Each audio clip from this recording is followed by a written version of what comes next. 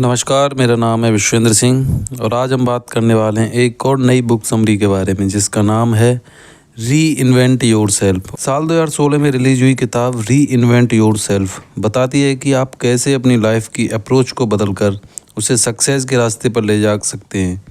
Author James अल्चर ने इस किताब में कई कामयाब लोगों की कहानी को बड़े ही आकर्षक ढंग से पेश किया है। जिन कहानियों से उन्होंने आर्ट ऑफ री इन्वेंशन को सीखा था, उन्हीं कहानियों को लेकर लेखक ने सराहनीय ढंग से इस किताब में शब्दों के माध्यम से उकेर दिया है। अब आपके ऊपर है कि आप इस किताब से खुद को कितना बदल सकते हैं।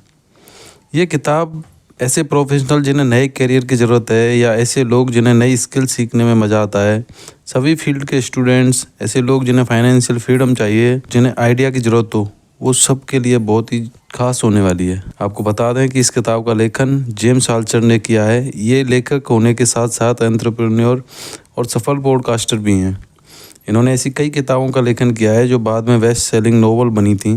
एंजल इन्वेस्टर के तौर पर इनको काफ़ी वर्षों का अनुभव रहा है, जिसको उन्होंने इस किताब के माध्यम से शब्दों में उतारने की कोशिश की है। इन्होंने अपने करियर में 20 कंपनियों को फाउंड किया था, जिनमें से 17 फेल हो गई हैं। इन्हीं फेलियर से लेखक ने सीखा था कि लाइफ में अप्रोच को बदला कैसे जाता है। उसी एक्सपीरियंस को वो आपको सिखाना चाहते हैं। तो चलिए शुरू करते हैं आज की ये बुक री इन्वेंट योरसेल्फ। आपकी जॉब या डिग्री आपको डिफ़ाइन नहीं कर सकती, खुद को रीडिफ़ाइन करिए। हमें इस बात को मान लेना चाहिए कि हम बदलती हुई दुनिया में जी रहे हैं। भले ही तकनीक हो या राजनीतिक, सब कुछ लगातार बदल ही रहा है। यही वजह है कि हमें हर रोज़ नए नए चैलेंज का सामना करना पड़ता है। अगर हम सफल होना चाहते हैं तो फिर हमें इसी चेंज को एक्सेप्ट भी करना होगा। ये बात भी सही है कि कुछ भी कह देना बहुत आसान होता है। सवाल यही है कि इसे हम करेंगे तो करेंगे कैसे। इसके लिए स्ट्रेटजीज हैं जो कि सीक्रेट भी हैं। उन्हीं के बारे में इस किताब के चैप्टर्स में बताया गया है। अब आप इतना तो जानते ही होंगे कि कुछ भी सीखना है तो थोड़ी सी मेहनत तो करनी पड़ती है। इसलिए इन तकनीकों को सीखने के लिए भी आपको इस किताब को सुनना या पढ़ना तो पड़ेगा ही। कहा भी गया है कि अगर पहाड़ आपके पास नहीं आ सकता है तो कोई बात नहीं, आप पहाड़ के पास चले जाइए। आपको यही अप्रोच रखनी चाहिए। अगर आपको ये वर्ल्ड एडॉप्ट नहीं कर सकता है तो फिर आप इसे एडॉप्ट कर लीजिए। इस समरी में आप जानेंगे कि समस्याओं का सामना कैसे करना चाहिए, टूटना भी बेहतर कैसे हो सकता है और सुबह जल्दी कैसे उठ सकते हैं, साथ ही इन दिन भर के लिए मोटिवेट भी रह सकें। तो चलिए शुरू करते हैं। एक समय ऐसा भी हुआ करता था कि सक्सेस की रोड बड़ी ही सीधी हुआ करती थी। डिग्री लेनी होती थी, फिर स्टेबल जॉब और फिर रिटायरमेंट का इंतज़ार। कुछ इसी तरह अधिकतर लोगों की ज़िंदगी बसर हुआ करती थी। लेकिन अब हमें समझना चाहिए कि ये सब पुरानी प्रथा हो चुकी हैं। लेकिन अफसोस की बात यह है कि आज भी ज़्यादातर लोग इसी रूल को फॉलो करना चाहते हैं। इसी वजह से वो खुद को कई तरह के लोन के नीचे दबा लेते हैं। आपको पता होना चाहिए कि पुरानी रोड अब ख़त्म होने की कगार पर है। आज का समय बहुत तेज़ी से बदल रहा है। अब सफलता की राह किसी एक रोड पर डिपेंड नहीं है। आप किसी भी रास्ते से सफलता तक पहुंच सकते हैं। ये कहना भी गलत नहीं होगा कि आपको खुद की राह खुद ही बनानी पड़ेगी। इसीलिए तैयार हो जाइए सफ़र करने के लिए। ये सफ़र इतना आसान भी नहीं होने वाला है। आपको कई कठिनाइयों का सामना भी करना पड़ेगा। कई बार तो आपको ऐसा भी लगेगा कि आप लाइफ में कहीं पीछे छूट गए हैं। उस समय आपको हिम्मत नहीं हारनी है। सक्सेस की राह पर चलने का पहला स्टेप क्या होना चाहिए? पहला स्टेप यही होना चाहिए कि अब आपकी डिग्री या जॉब आपको डिफ़ाइन नहीं करेगी। मतलब साफ़ है कि अब आपकी पहचान आप खुद ही होंगे। अब समय आ गया है कि आप अपनी पर्सनालिटी की री इन्वेंट करें। ऐसी कई कंपनियां भी होती हैं जो खुद को री इन्वेंट करती रहती हैं। एग्जाम्पल के लिए आप गूगल को देख सकते हैं। ऑथर ने गूगल पर काम करने वाले अपने दोस्त से सवाल किया था कि उसकी कंपनी किस नए प्रोजेक्ट के ऊपर काम कर रही है। ऑथर को उम्मीद थी कि जवाब कुछ सर्च रिलेटेड ही आएगा, लेकिन ऐसा नहीं हुआ था। जवाब ने ऑथर को चकित कर दिया था। उनके दोस्त ने जवाब दिया कि इस समय गूगल ऑटोमेटिक कार और कैंसर को ठीक करने वाले ब्रेसलेट के ऊपर रिसर्च कर रहा है। आगे चलकर कंपनी इन्हीं प्रोडक्ट्स को बनाना चाहती है। ये एग्जाम्पल बताता है कि गूगल भी नहीं चाहती है कि एक ही काम उनको डिफ़ाइन करे। वो भी खुद के अंदर लगातार बदलाव लाने की कोशिश कर रही है। आपको समझना होगा कि बदलाव ही दुनिया की सच्चाई है। इसलिए खुद के अंदर भी लगातार बदलाव लाते रहिएगा। लैरी पेज गूगल के को फाउंडर हैं। उनकी कोशिश भी यही रहती है कि उनकी डिग्री ही उनको डिफ़ाइन ना करें, उनकी पढ़ाई कंप्यूटर साइंस के ऊपर हुई है, लेकिन आज वो सॉफ्टवेयर्स के साथ खेल रहे हैं। खुद के अंदर बदलाव लाना इतना आसान भी नहीं है। इसके लिए भी अपने आप को काफ़ी रिसर्च करनी चाहिए।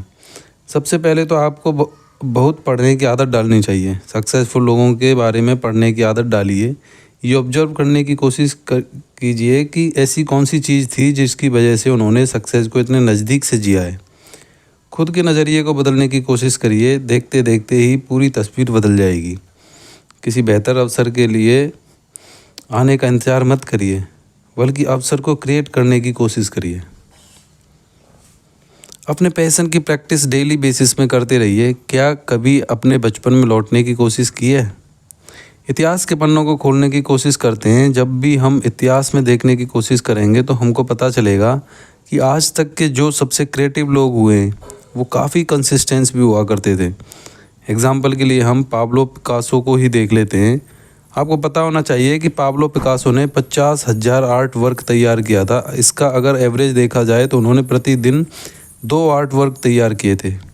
जिमी हेंड्रिक्स की बात करें तो सिर्फ 27 सालों तक ही जीवित रहे थे।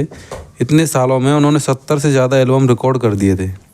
इसका ये मतलब बिल्कुल भी नहीं है कि क्रिएटिव होने के लिए आपको हर सेकंड काम करने की ज़रूरत है, लेकिन जितना ज़्यादा प्रोडक्टिव आप होंगे, आपका टैलेंट भी समय के साथ बेहतर होता चला जाएगा।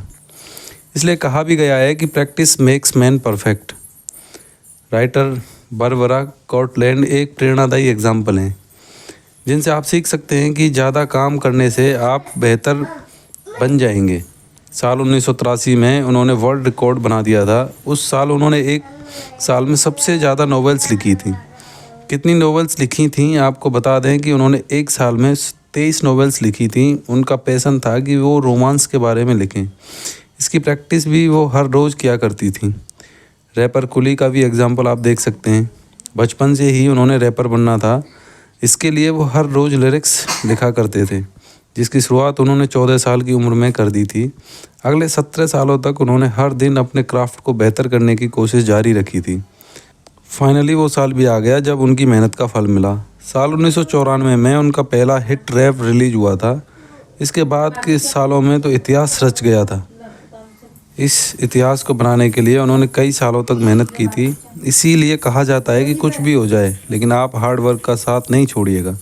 अगर ऐसा होता है तो फिर एक दिन ज़रूर आएगा जब किस्मत भी आपके आगे नतमस्तक हो जाएगी। कुली के एग्जाम्पल से आप सीख सकते हैं कि अपनी स्किल की प्रैक्टिस क्यों करनी चाहिए, लेकिन आपको ये कैसे पता चलेगा कि आपको कौन सी स्किल की प्रैक्टिस करनी है। इसी के साथ ये भी पता चलना ज़रूरी है कि सफलता की राह कहाँ है। इसके लिए आपको अपने बचपन की गलियों में लौटना चाहिए। वहाँ लौटकर खुद से सवाल करना चाहिए कि वो ऐसा कौन सा सपना था जो आप देखा करते थे। ऐसी कौन सी स्किल थी जिसको पूरा करने के लिए आप बहुत मेहनत किया करते थे। इसलिए खुद से कठिन सवाल पूछना कभी भी मत छोड़िएगा। अपने दिल की आवाज़ को सुनने की कोशिश करिए। कई बार ये आपको प्रैक्टिकल नहीं भी लग रहा होगा, लेकिन इसको फॉलो करने की कोशिश करिएगा। फियर ऑफ फेलियर से डील करना सीखिए। इसको हराने के लिए आपके पास बर्निंग डिजायर होना चाहिए। अब आपको सोचने की दुनिया में चलने का समय आ गया है। ज़रा सोचिए कि आप सुबह सुबह बिस्तर से उठ रहे हैं। उठने के साथ ही साथ आप मोटिवेशन से भरे हुए हैं। आपको मालूम है कि आगे आपको करना क्या है। आपको ये भी मालूम है कि आज के दिन को प्रोडक्टिव कैसे बनाना है। क्या आपको ये किसी सपने की तरह लग रहा है? अगर आपको ये बातें सपने की तरह लग रही हैं तो फिर आपको अब अपने बर्निंग डिजायर की तलाश करनी ही चाहिए। बर्निंग डिजायर से आप अपने फोकस को बेहतर तरीके से समझ सकते हैं। जब भी आप किसी भी टारगेट को पूरा करने के लिए आगे बढ़ने की शुरुआत करेंगे तो फिर आपके रास्ते में कई सारी रुकावटें भी आएंगी, लेकिन अगर आपके पास बर्निंग डिजायर रहेगा तो फिर आपके पास वो शक्ति रहेगी जिससे आप किसी भी मुश्किल का सामना कर सकते हैं। यहाँ पर लेखक आपको वायने डायर की कहानी बता रहे हैं। डायर ने अपना बचपन एक अनाथ के तौर पर बिताया था। बचपन से ही उनके पास ना ही घर की सुविधा थी और ना ही परिवार की। उनका बचपन आम बच्चों की तरह नहीं था। उनके बचपन को देखकर कोई नहीं बोल सकता था कि वो पढ़ाई लिखाई में इतनी आगे तक जाएंगे। उन्होंने अपनी पढ़ाई में PhD हासिल की थी। इसी के साथ वो जाने माने प्रोफेसर भी हुए थे। प्रोफेसर बनने के बाद वायने डायर ने अपनी पहली किताब भी लिखी थी, जिसकी 35 मिलियन से ज़्यादा कॉपी सेल हुई थी। इस किताब ने उस ज़माने में सारे रिकॉर्ड को तोड़ दिया था। लेकिन आपको पता होना चाहिए कि एक अनाथ से बेस्ट सेलिंग ऑथर बनने की जर्नी इतनी भी आसान नहीं थी। शुरुआत के महीनों में उनकी पहली किताब की सिर्फ 5,000 कॉपी सेल हुई थी, जिसके बाद इन्होंने इसे फेलियर ही समझ लिया था। उन्होंने फैसला कर लिया था कि अब वो पब्लिशर से सारी कॉपी वापस मंगा लेंगे, लेकिन फिर उनके अंदर के बर्निंग डिजायर ने उन्हें प्रेरित किया, जिसकी वजह से उन्होंने अपनी किताब की मार्केटिंग करने का फैसला किया था। इसके लिए उन्होंने कई टीवी चैनल को भी अप्रोच किया था, लेकिन सभी से उन्हें नकार दिया था।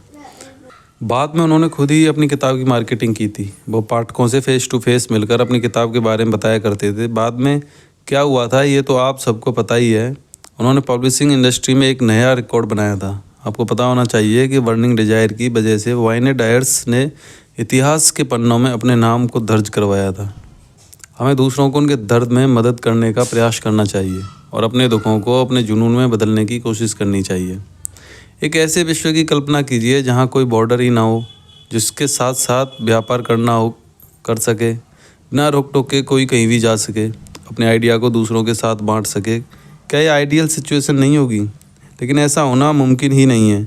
ये सोच किसी को भी समझ में नहीं आएगी।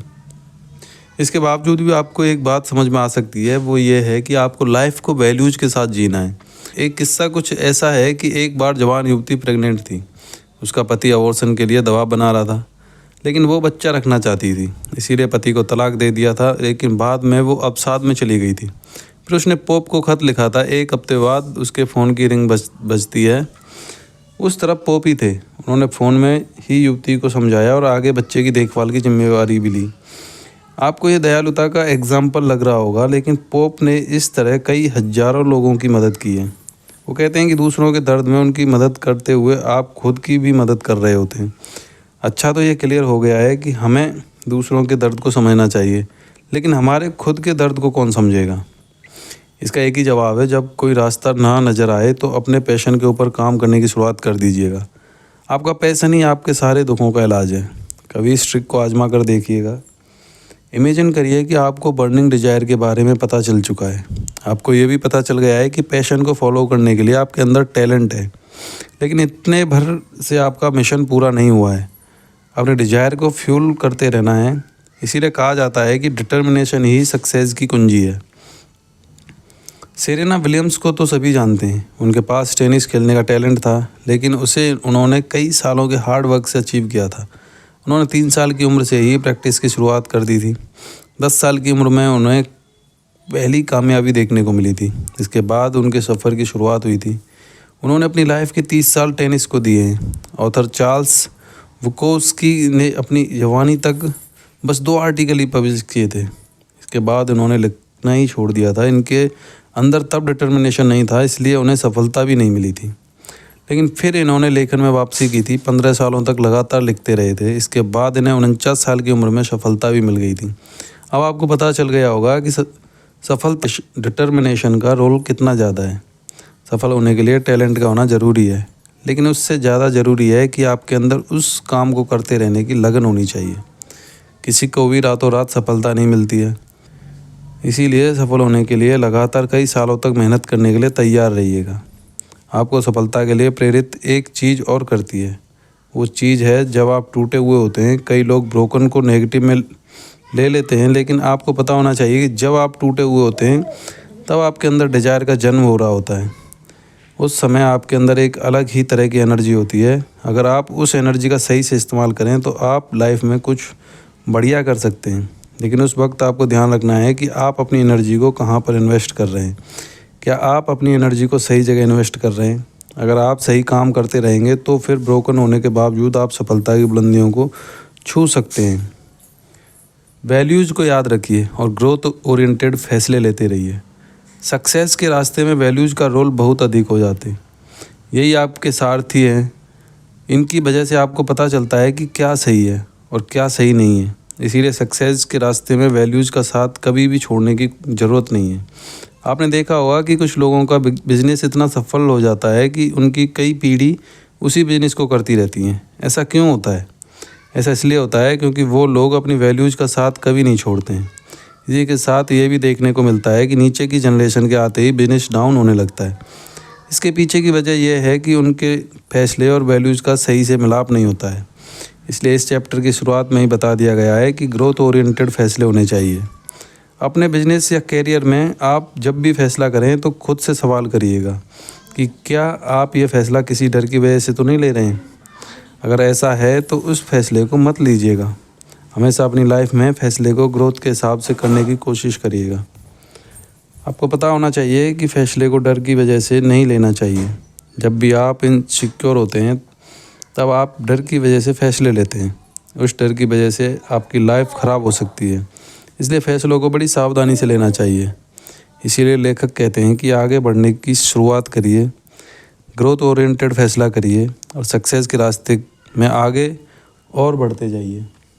तो समय आ गया है इस बुक के कंक्लूजन का। कुल मिलाकर आज की भागती दौड़ती दुनिया में बदलाव ही एकमात्र सच है। इसीलिए खुद की पर्सनैलिटी में लगातार बदलाव करते रहिए। खुद का रीइन्वेंशन करना बहुत ज़रूरी है। इसी की मदद से आप लाइफ में आगे जा सकते हैं। ज़िंदगी को किसी भी दबाव में जीने की कोशिश नहीं करनी चाहिए। ज़िंदगी को खुलकर जीने की कोशिश करिएगा। अपने पैशन को फॉलो करिए। लाइफ में आपको क्या क्या करना है उसको एक कलम की मदद से पेपर में नोट डाउन कर नए नए लोगों से मिलने की कोशिश करते रहिए। इससे आपके अंदर नई नई क्वालिटीज़ का जन्म होता रहेगा। लाइफ में सक्सेसफुल होने के लिए एक अच्छे और बड़े नज़रिए का होना भी बहुत ज़रूरी होता है। तो ये समरी इसी के साथ समाप्त होती है। आपको इस समरी में कौन सा पॉइंट अच्छा लगा उसे नोट डाउन करके कमेंट सेक्शन में ज़रूर लिखिए, जिससे हमें भी पता चले कि आपको इस समरी का कौन सा पॉइंट अच्छा लगा। और नेक्स्ट समरी आप कौन सी बुक पर सुनना चाहते हैं ये भी हमें सजेस्ट कर सकते हैं। मिलते हैं नेक्स्ट बुक समरी में। तब तक अपना बहुत सारा ख्याल रखिए। जय हिंद, जय भारत।